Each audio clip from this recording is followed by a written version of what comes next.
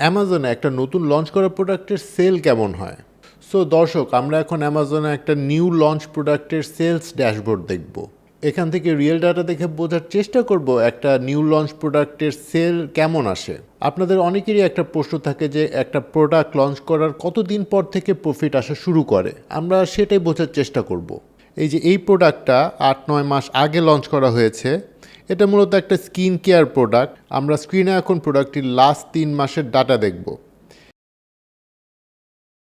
এখানে total unit order এসেছে 160। এটা হচ্ছে বোথ অর্গানিক এবং পিপিসি থেকে আসা অর্ডার।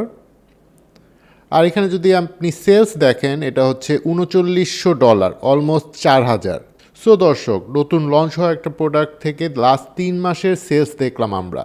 বাংলাদেশি কারেন্সিতে হিসাব করলে পরিমাণ দাঁড়ায় 4,90,000 টাকার মতো। সো দর্শক, এটা হচ্ছে আমাদের ইকম ক্লিপস একাডেমির একজন স্টুডেন্টের ম্যানেজ করা স্টোর। আমরা এই ডাটা দেখালাম যাতে অ্যামাজন ভার্চুয়াল অ্যাসিস্ট্যান্ট যারা, তাদের প্রফেশন সম্পর্কে আপনাদের একটা ধারণা তৈরি হয়। আমরা পরের ভিডিওতে এই স্টোরের আরও কিছু ইন্টারেস্টিং ডাটা নিয়ে আসবো ইনশাল্লাহ। আর প্রতিনিয়ত বিভিন্ন রকম স্ট্র্যাটেজি তো শেয়ার করবই। Learn today, earn tomorrow.